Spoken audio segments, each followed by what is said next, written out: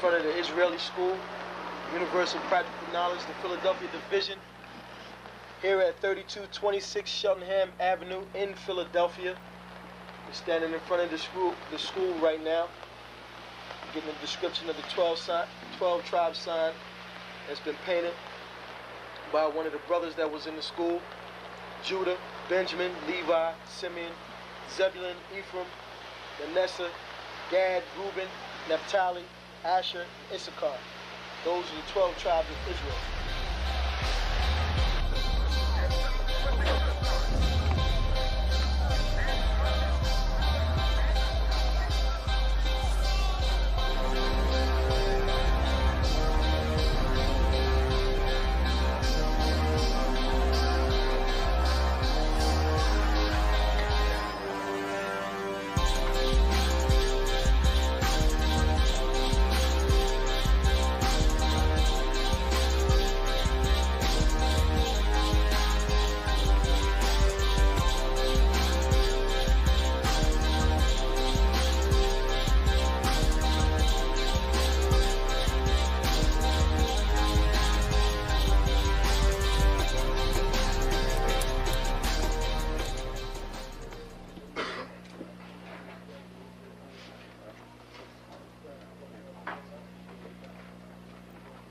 Shalom. Shalom. You've been waiting for this day, so this day has finally come. A lot of you have been wondering where this knowledge that you've been hearing is coming from, and the powerful truth that you've been hearing, how this was established. Well, we finally were able to arrange for the priests to come down from New York and spend some time with us. And I'd like to introduce them if I can. These are some great brothers. We're very glad to have them with us. We want to make them feel as warm as possible, because this is their work and the extension of their work and what they've laid down some time ago. I'd like to introduce, first of all, priest and six-shield general, fourth in command in the nation of Israel, Lahab. I'd like to salute this brother. March up. Barak.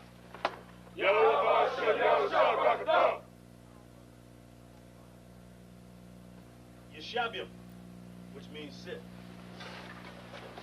And I'm going to turn it over now to priest General Lahab.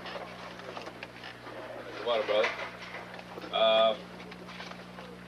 I'd like to say this, starting off, we're very impressed at your school here, and we're very impressed to see that the brothers and sisters in Philadelphia think enough of the Most High and the Bible and the truth and your nationality to be a part of this, because most of the brothers and sisters are running from the truth.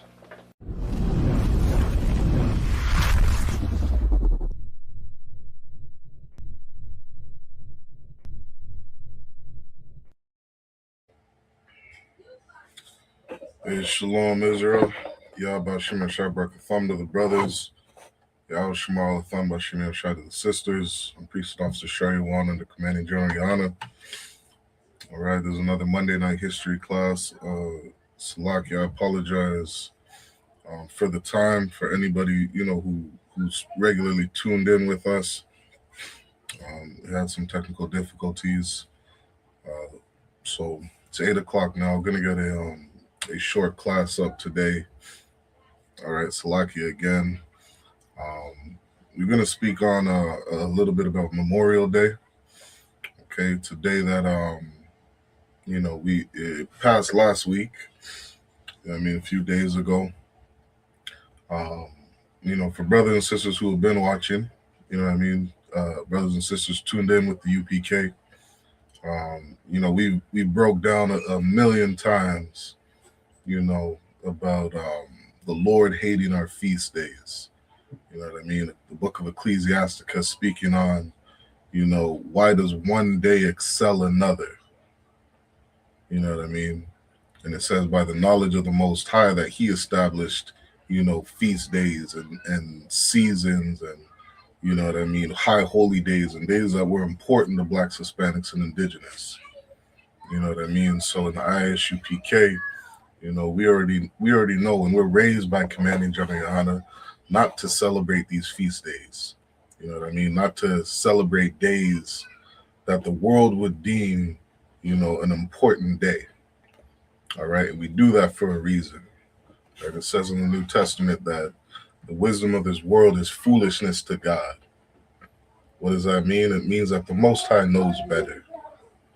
We've seen time and time again, people in this earth, decide what's important or decide what is good knowledge or good wisdom or, what a day that is important that we should celebrate. When really the Most High's wisdom is far beyond, anything that we could imagine. And so we're going to get into that a little bit today. Again, Salaki for the time. Shout out to the chat. What's going on to Wanda Williams? All right. Shout out to Abawan's Rib. Y'all Shmar Thumba Shimon Shah.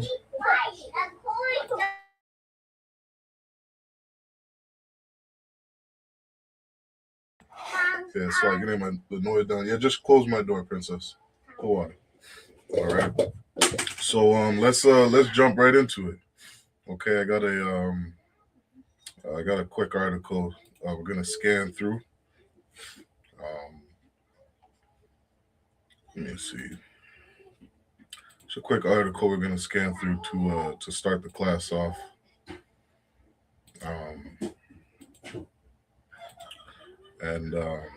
Again, something to add. That I can't stress enough that this class, this Monday night history class is a class that is presented to Blacks, Hispanics, Indigenous from our perspective. You know what I mean? It's very important not to, view history from the lens of a white man, because he'll have you believe he's, some beautiful hero, and he'll speak on, all the quote unquote amazing events that white people have accomplished.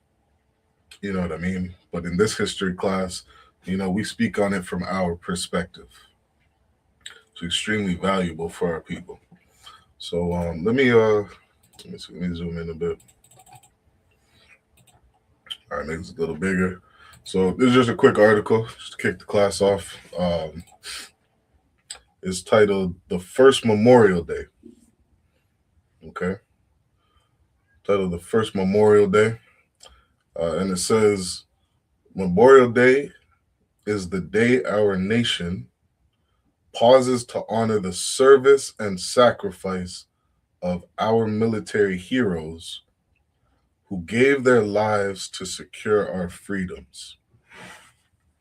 I'll pause there for a second because, something I was speaking on earlier when he said the wisdom of this world is foolishness to God. Absolute foolish. This statement right here, you know what I mean, is absolute nonsense. Because Blacks, Hispanics, and Indigenous, we are not free. You know what I mean? They're all up in arms today, speaking on how they're going backwards in time because they're taking, Donald Trump is taking away the rights of Black people to vote. You know what I mean? Something that Black people say, is one of the amazing rights that we have being free in this country. And now Donald Trump is sitting there taking away, reversing those rights, reversing the things that our ancestors fought for in this country, just to have a little peace in this place. It says that, these military heroes gave their lives to secure our freedoms. You're Black, Hispanic, or Indigenous, you already know that your condition in America has been absolute hell. You know what I mean? There's a there's a scenario that I like to use about the idea of Blacks, Hispanics, and Indigenous being free. And there was this TV show I was watching. It's like one of those prison shows, prison documentary shows. And what the warden of one of these prisons, decided to do was he was going to open the gates of the jail cells and let the prisoners roam free within the prison. And he told the prisoners, so long as y'all act right, you don't fight, you don't, you know what I mean, you stick to certain schedules, I will leave the gates open. And these prisoners, they damn near thought they were in heaven. You know what I mean? Fighting tooth and nail not to be on 24-hour lockdown, to be able to roam free inside the prison, which is exactly the life Blacks, Hispanics, and Indigenous live inside of America.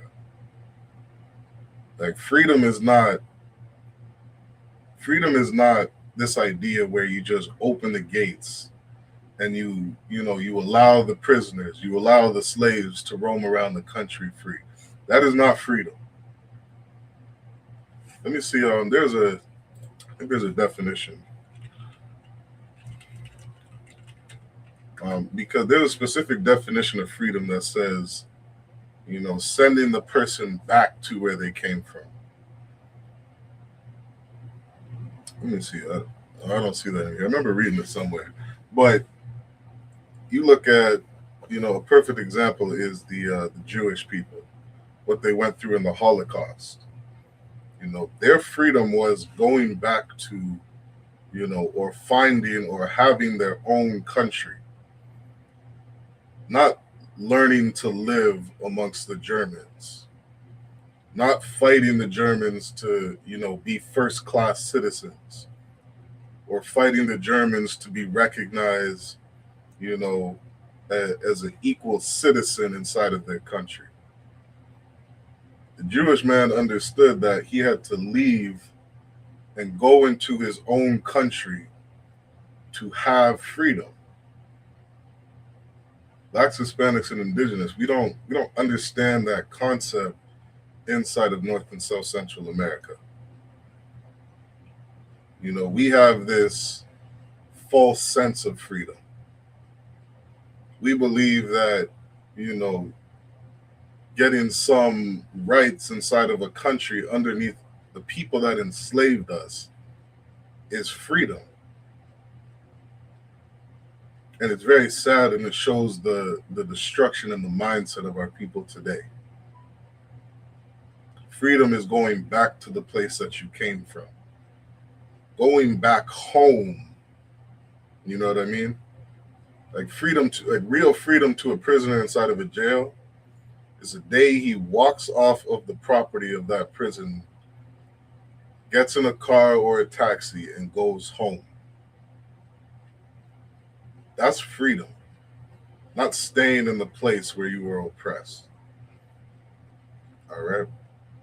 Quick shout out to the chat. Carolyn Radsville, Maria, always tuning in. Thawada Sisters, Yahweh Shema Thambashimi Avshai. All right, get those likes up if you can. Like, share, subscribe. Which is why it said, the Most High said, the wisdom of this world is foolishness to God. Because we listen to the wisdom of the world, we truly believe we're free.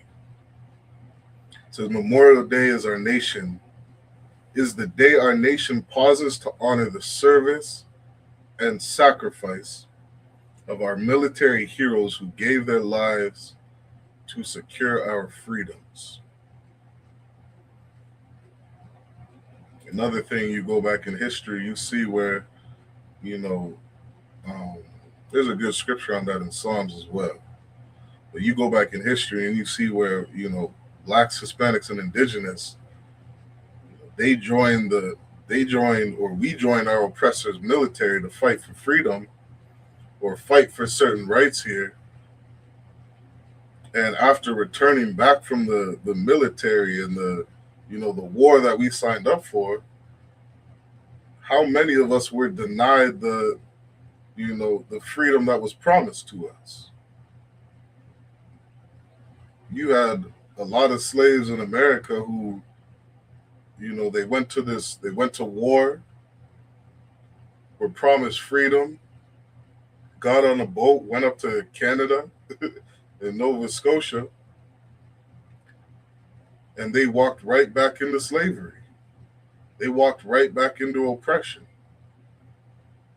You think Canada was a safe haven for blacks, you are heavily misunderstood. Matter of fact, you look up history, you see that, you know, freedom for a slave was getting as far away from their plantation as possible.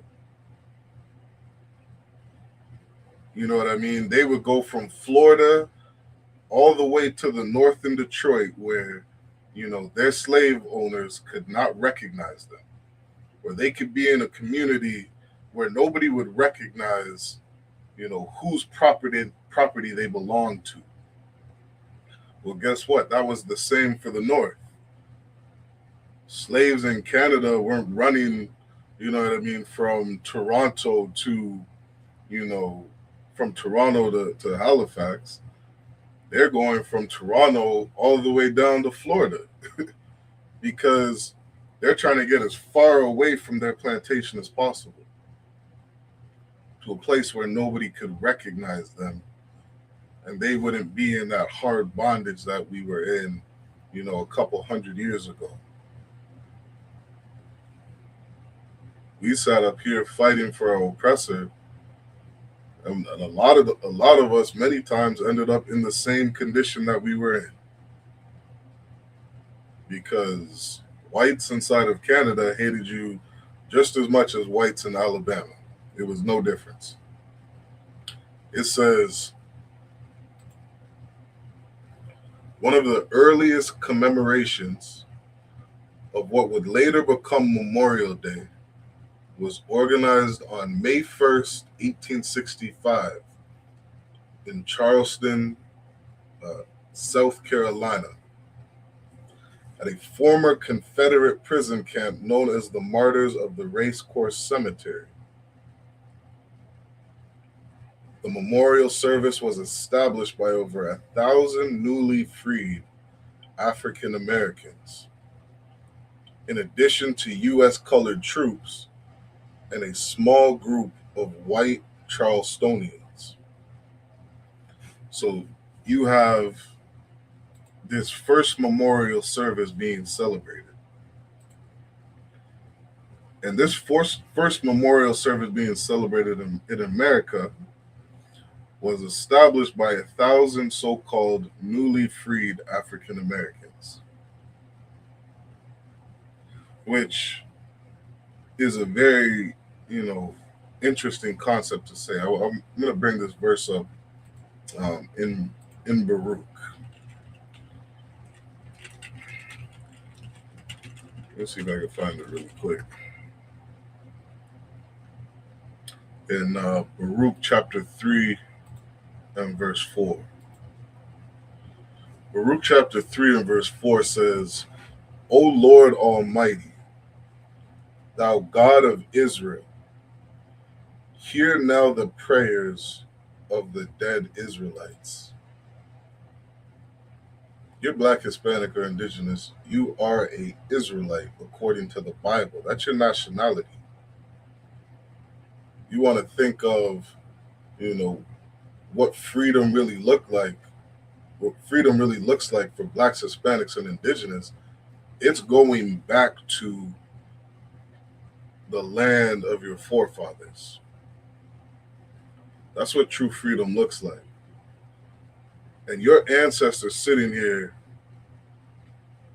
you know, during this time, having a memorial service for the quote-unquote newly freed African Americans.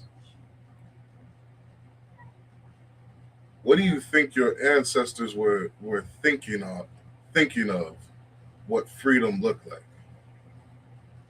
You see what I'm saying? What do you think that they would have wanted for Blacks, Hispanics, and Indigenous? Baruch says, remember the prayers of the dead Israelites.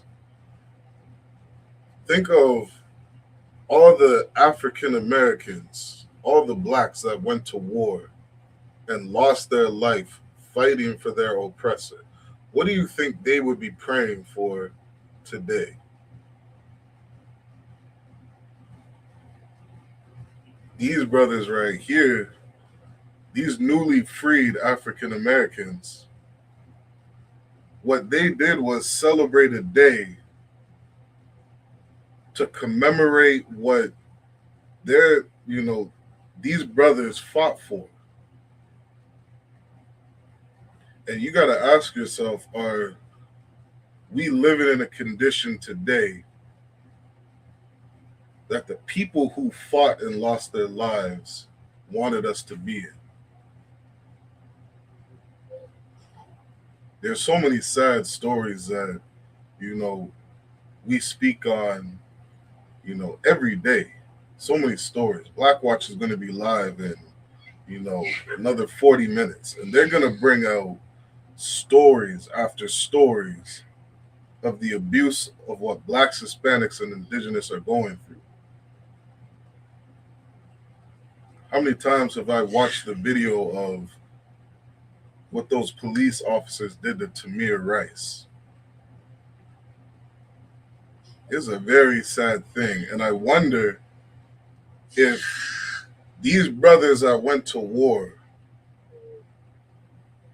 would be happy with the condition of where we're at today.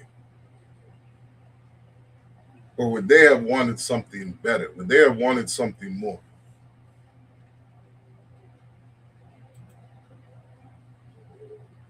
This was the first Memorial Day celebration in America. It says, this group came together to honor the 257 Union soldiers who died as a result of the poor conditions of the Confederate prison camp during the war. They exhumed the soldiers from a mass grave that the Confederates made and created proper burial grounds for the Union soldiers. Together they sang hymns, placed flowers, and gave readings in honor of the soldiers' sacrifice. Okay, so this was the first Memorial Day celebrated in America. It was celebrated by Blacks. And I would be curious to know if they're happy with our condition today. I'd be curious to know if their sacrifice was something that was worth it.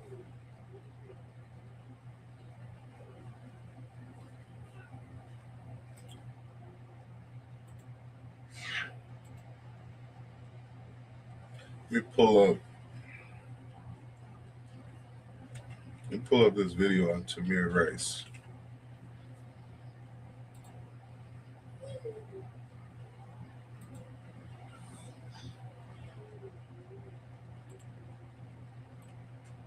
A quick shout out to the chat.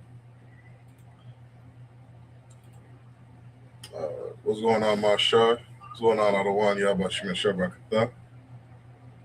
The water for tuning in.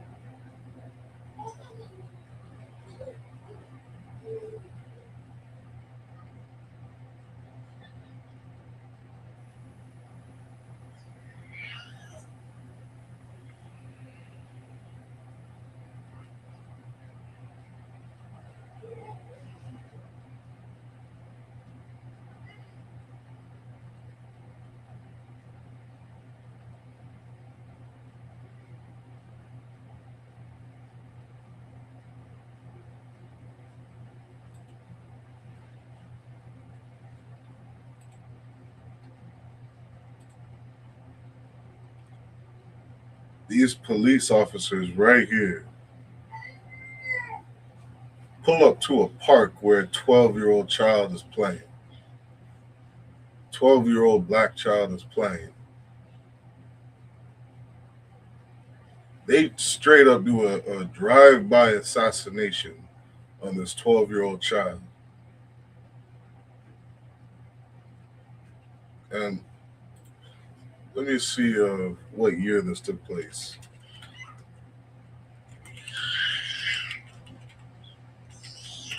This happened in 2014. You know what I mean? This is nothing but 10 years ago. And I always have this envision in my head as I think about all the thousands or hundreds of thousands of, you know, black, Hispanic, and indigenous soldiers that fought for freedom inside of America.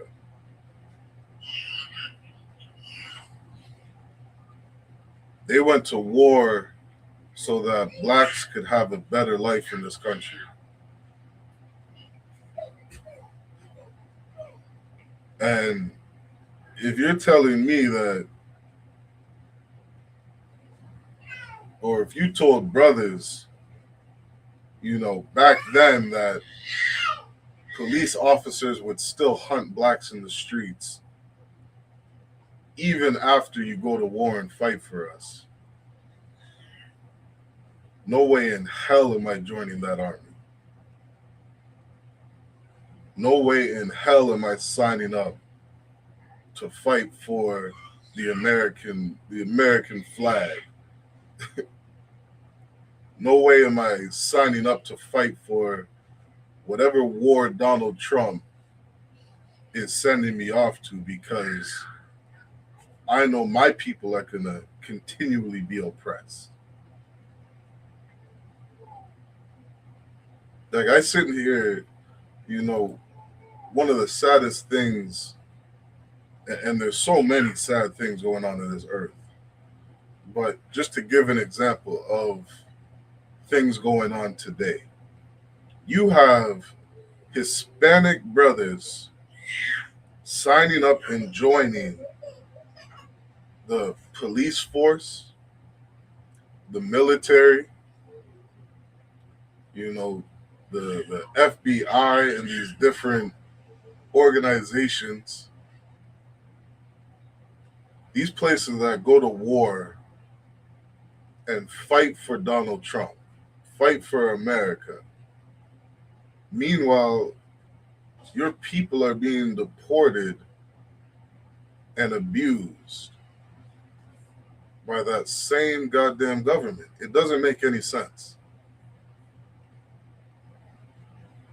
Imagine being a Hispanic brother working for ICE itself, going around, you know, ripping 6-year-old babies out of mothers' arms to send them back in a hole in Mexico somewhere.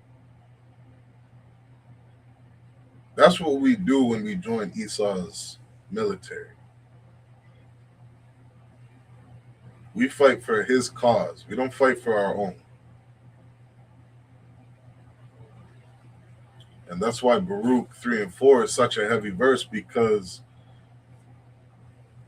it says, O Lord Almighty, thou God of Israel, hear now the prayers of the dead Israelites.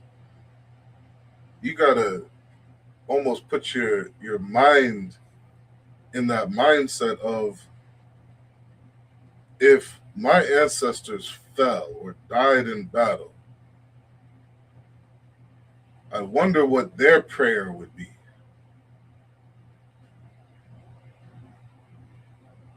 I wonder if a black man on his deathbed would be looking back saying, you know, this war that I joined was worth it. I wonder if, looking back in time, we could say, was joining these wars worth it?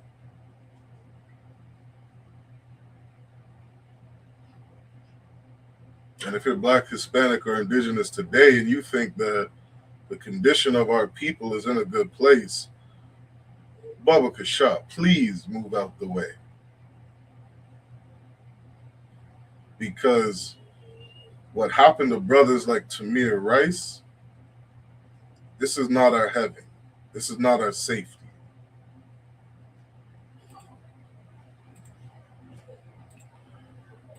Let me read a little bit on the Britannica website of Memorial Day. It says, in the United States, holiday last Monday in May, honoring those who have died while serving in the country's armed forces.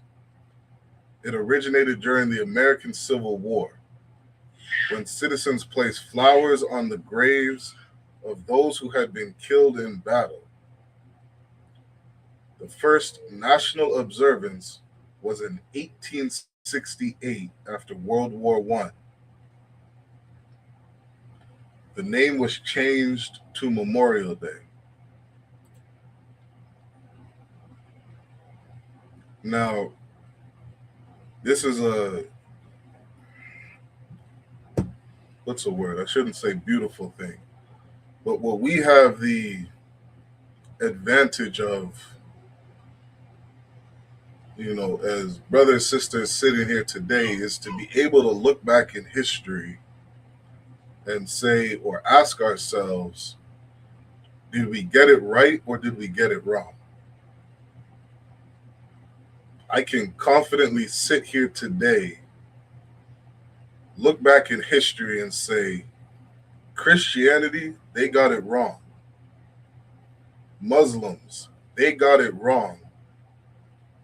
Because I can look at all the death and all the suffering, all the pain of being under the leadership of that Christian banner.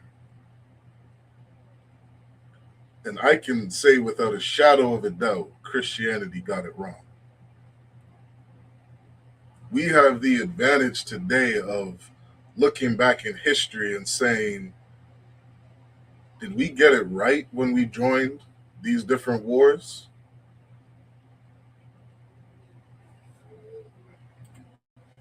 This said, you read that last sentence, it said, the first national observance was in 1868 after World War I. Let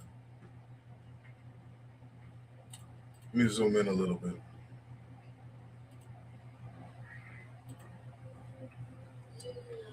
Now, I'm curious to know,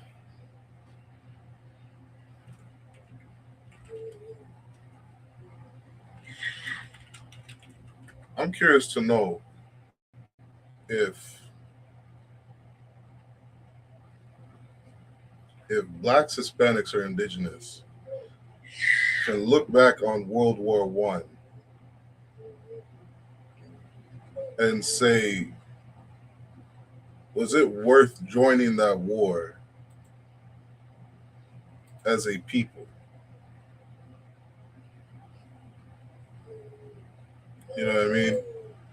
Like, think of, let's take this for example. Take World War II. And during World War II, America dropped a nuclear bomb on Hiroshima and Nagasaki. Think of how many of our people joined and fought in that war. And I'm curious today to say, were all those people, over in Japan that were bombed by the U.S. government or by the U.S. nation, was that something that was worth fighting for? Think of a present-day wars, or wars that happened just a decade ago over in Iraq, and that whole war on terrorism. Think of all the lives that were lost during that war. especially under, your beloved Barack Obama administration. Was that war worth it? Did that war do something to better my people? You have the advantage today to look back in the records and, come to a more level-headed conclusion.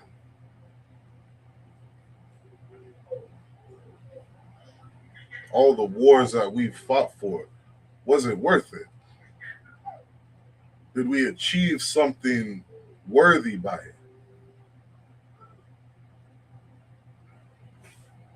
And you keep reading, it says, the first national observance,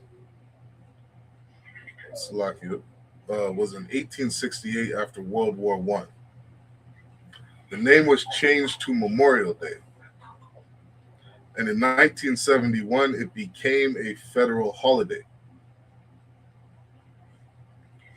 The day is observed by visits to cemeteries, where flags and other items are placed on the graves of veterans. There are also parades and ceremonies. In addition, Memorial Day is considered the start of summer in the United States. Okay, I'm going to drop that. Just giving a, quick breakdown on definition of Memorial Day. Let me see if I can pull this video up on George Floyd.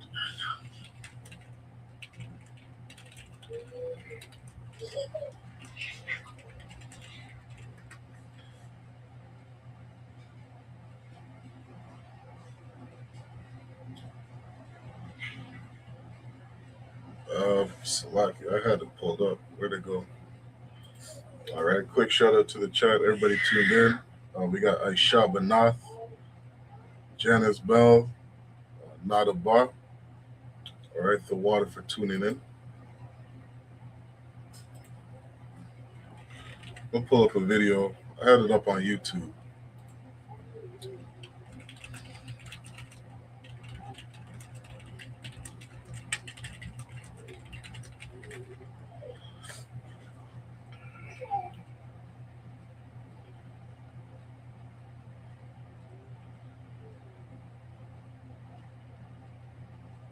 Slovakia.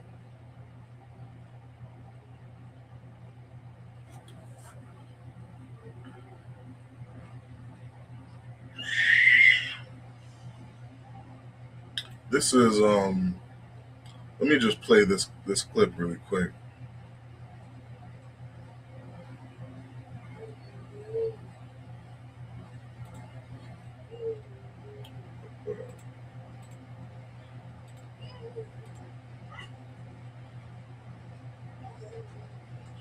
This is a brother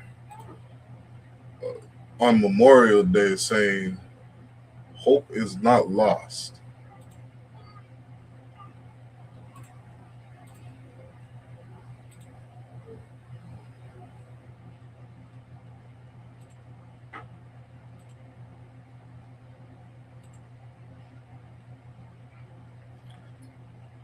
Like, I've been having technical difficulties all night long.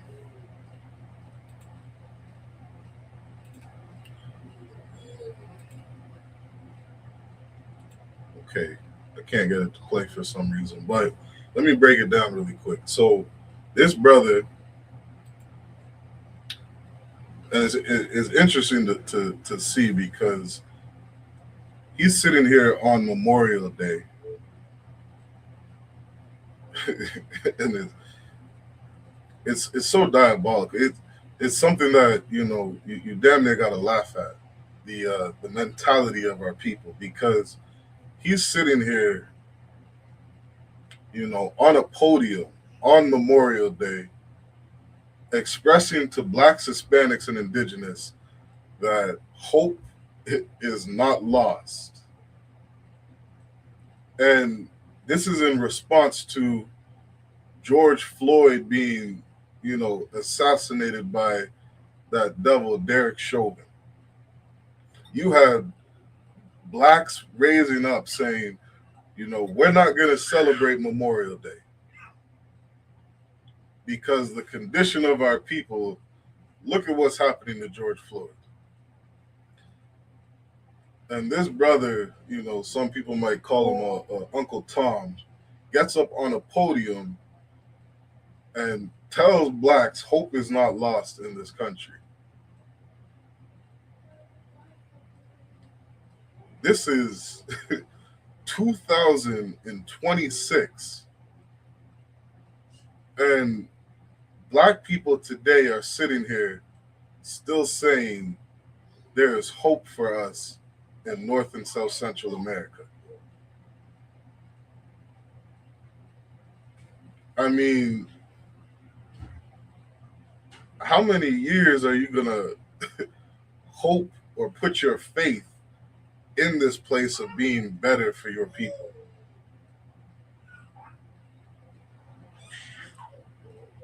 I look at the condition of my people today and I say, damn, we just unalived, aborted 800,000 babies like it was nothing in 2025. 800,000 Black, Hispanic, and Indigenous babies murdered inside the womb of a woman. Before we even, past the age of 1, I'm thinking of how many of our lives are lost as a people. I think of all the propaganda placed on Blacks, Hispanics, and Indigenous. The light we're viewed in from these other nations. I look at how the household is destroyed. Let me see how many Black people are incarcerated in 2026. It says, let's see if I can get a number.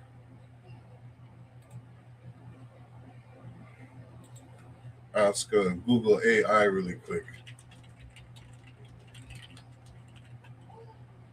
Incarcerated. You have, give me a number. It says,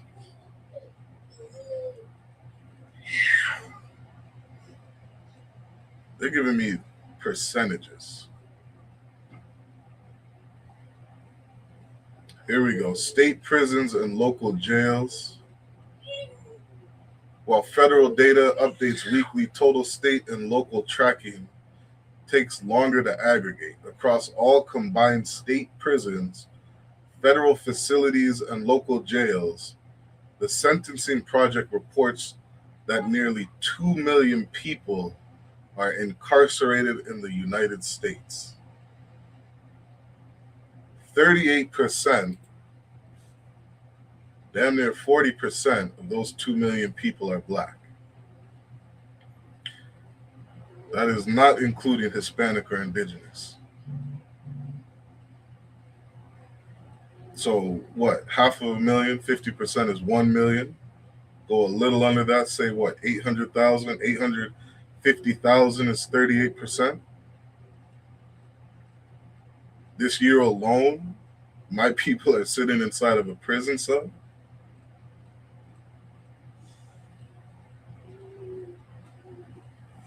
Let me look up, I'll show you one more thing inside of Canada, which the oppression, all over this place is insanity.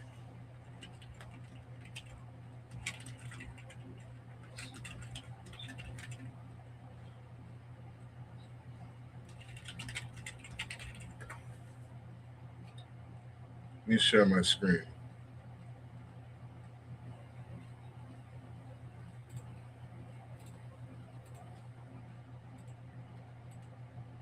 This is a quick AI overview. It says Indigenous women represent approximately half of all federally incarcerated women in Canada,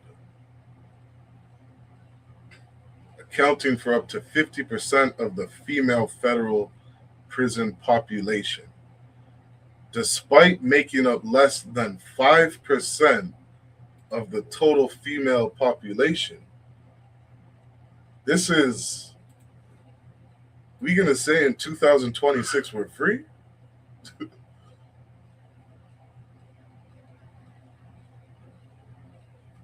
This stat always,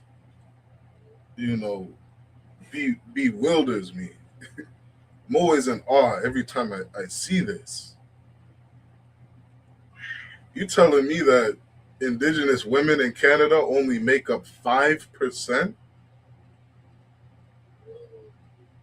of the total population? 5% of the total population in Canada. And they account for half of the entire female prison population inside Canada. This is freedom? This stat isn't including Hispanic and Black women. That 38% of Blacks incarcerated in the States, that's not including Hispanic and Indigenous. We damn near make up the entire prison population between Canada and America alone. And that's freedom? This is what we fought for? You got women in America today complaining about, finding a good Black man, and they're saying that we can't find one because they're all in prison.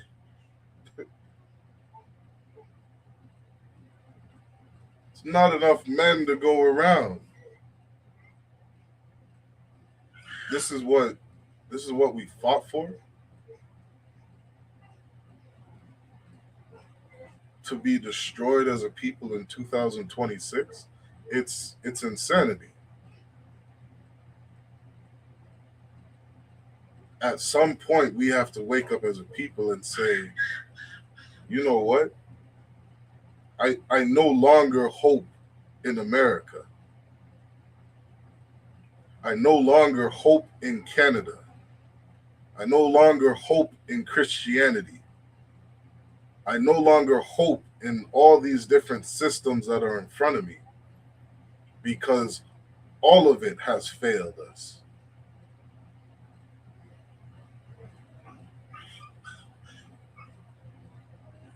How many? It's crazy to me to think that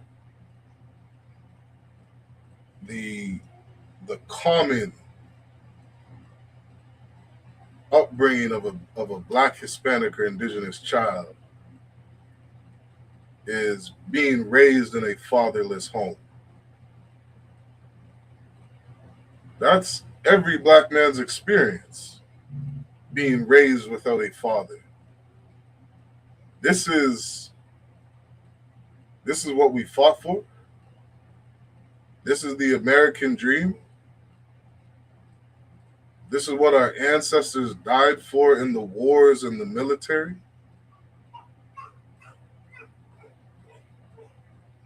It's insanity. Let me bring up one more quick story.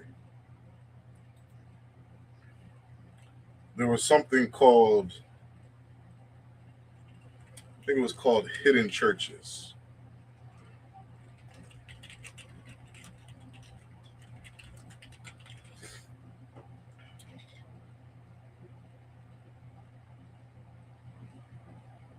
Invisible churches. Let me share my screen on this really quick. This is the last article I'll touch on for the class today. There was something called invisible churches. Okay? Invisible churches, Let me read this. It says invisible churches among enslaved African Americans in the United States were informal Christian groups where enslaved people listened to preachers that they chose without their slaveholders' knowledge.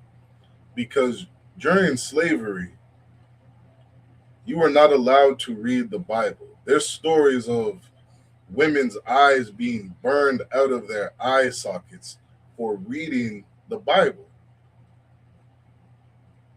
So what did we set up during slavery? We had something called invisible churches, where we didn't have to listen to our slave owners read the Bible to us. We could go off and read it ourselves. And this was a heavy, heavy crime during this time. It says the invisible churches taught a different message from white-controlled churches and did not emphasize obedience to slave masters. Some slaves could not contact invisible churches, and others did not agree with an invisible church's message, but many slaves were comforted by the invisible churches. The invisible churches were a branch of Christian churches in the slave community. So now, you're telling me that in 2026, one of the freedoms we gained in America was something as simple as the freedom of religion. Is that what you're telling me?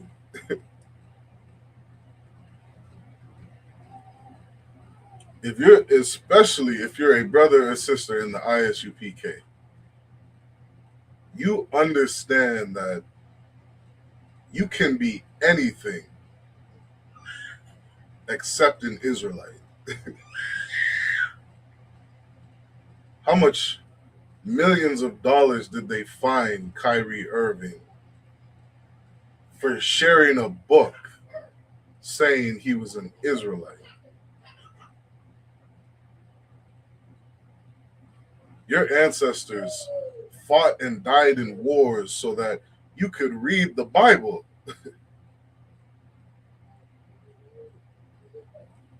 But think of all the laws they're passing today to remove the ability to even read out of this book.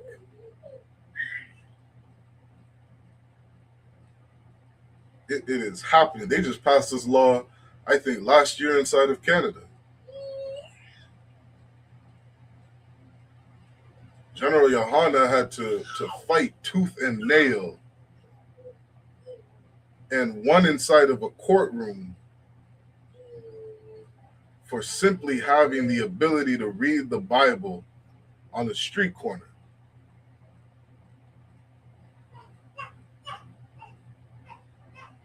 Those brothers that went to war, World War I, World War II, they thought they were fighting for the freedom of our people. They thought that they would go to war and that we would have, something better in this society. When I look today and say, damn, I can't even read the Bible inside of Canada on a street corner. I can't do it. I have to monitor the words that come out of my mouth because reading the Bible is so offensive.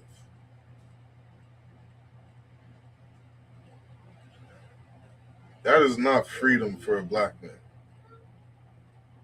Abortions, the prison systems, the gangs, the drugs, the broken homes, the divorce, the way homes are run today, you can't even be a black man and rule your own household.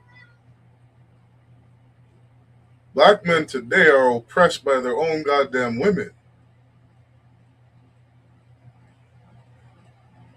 That's freedom in America in 2026. Don't even have the right to freely worship whatever God you want to worship inside of your house. That's the world that we live in today.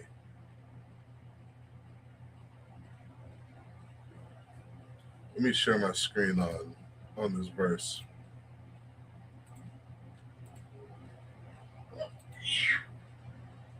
Baruch chapter 3 and 4 says, O Lord Almighty, thou God of Israel, hear now the prayers of the dead Israelites and of their children, which have sinned before thee, and not hearkened to the voice of their God, for the which caused these plagues cleave unto us. You want to know why blacks, Hispanics, and indigenous are in the condition we're in today?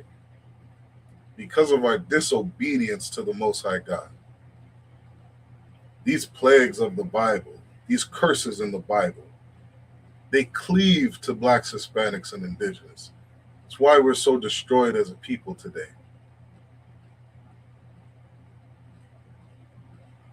And the brothers that went to war, the fallen Israelites, the black, Hispanic, and indigenous man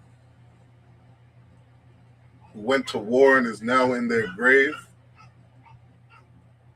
their prayers would be that my people turn back to the laws, statutes, and commandments of God.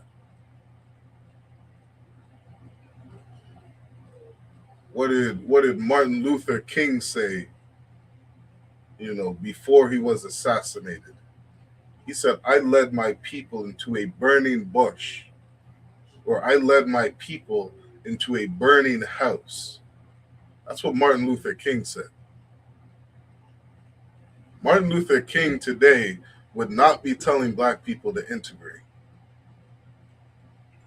Martin Luther King today would be saying, I recognize that, this dream I had failed my people. That's what Martin Luther King would say today. You can look up the quotes. It's all over the internet. It's all over the history books and his biographies and bibliographies. Before Martin Luther King died, this was not the vision he had for his people. Again, we have the ability today to look back on history and say, did we get it right or did we get it wrong? We can all look back at Martin Luther King and say, damn, at the end of his life, he recognized that he got it wrong, that we should not integrate, that there's something out there better for us. What we have today, this is not it.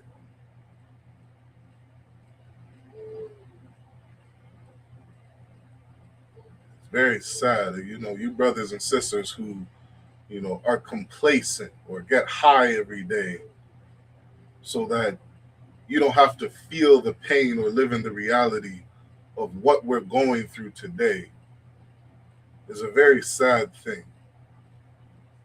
And you need to keep your opinions to yourself. You need to move out of the way for a group of men who are willing to fight for something different. That's what we do in the I.S.U.P.K. We are fighting for something different. Fighting for the black household to stay together. Fighting for black, Hispanic, and indigenous love. Fighting for a child to have a right to have a father in their life. Fighting for the right to have a mother in their life. Fighting for the right for a child to see his parents hold hands and have a, stable, loving relationship where we don't have to fill the prison systems, where we don't have to abort our babies, where we don't have to die of, high blood pressure and all these different diseases that we're dying of every day.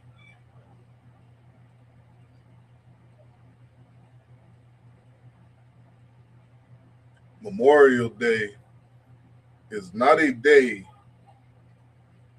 that we should, wake up and celebrate and say, we got it right. Memorial Day is not a day where we should celebrate and commemorate the successes of America, the successes of Canada. We can't do that knowing how destroyed we are as a people.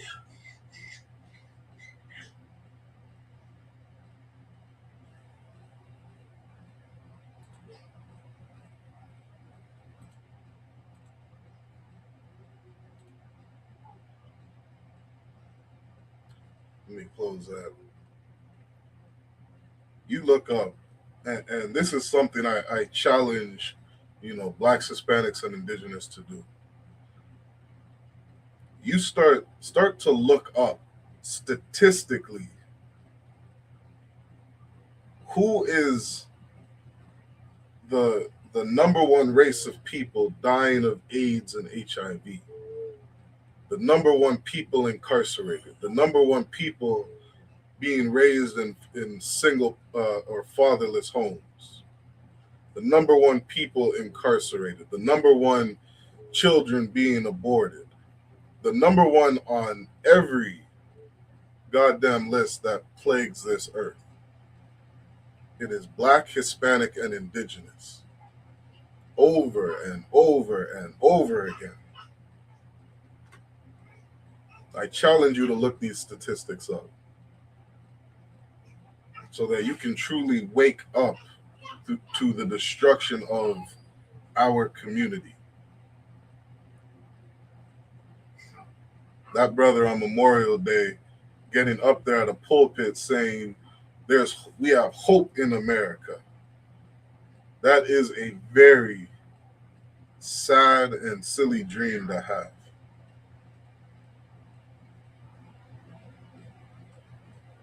That last verse, again, I'll repeat, it says, the wisdom of this world is foolishness to God. We need to stop being foolish and hope in this world's wisdom.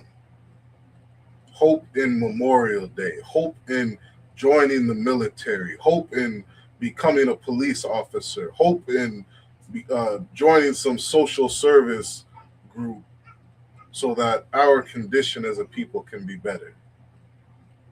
It doesn't work. The I.S.U.P.K, we do something different. Let's try as a people for once to keep the laws, statutes, and commandments of God. And let's see where that gets us. Let's see how far being people of integrity gets us, which is what we teach in the I.S.U.P.K. So with that, we got Black Watch live right now. Tune into Black Watch, Commanding General YAHANNA and the Heavy Hitters. They're live right now. Jump over to Black Watch. All right. And with that, we're going to end Monday Night History class. All right. Shalom, Israel. Hey, listen, brothers and sisters, man. If you like what you hear, hit the subscribe button, man. Subscribe to this channel. And also, please, go to ISUPK.com and pay your tithe. Drop me some cash so we can move around this planet like we need to, man, and do the things we need to do. They're one West. They're one West. They're one West. They're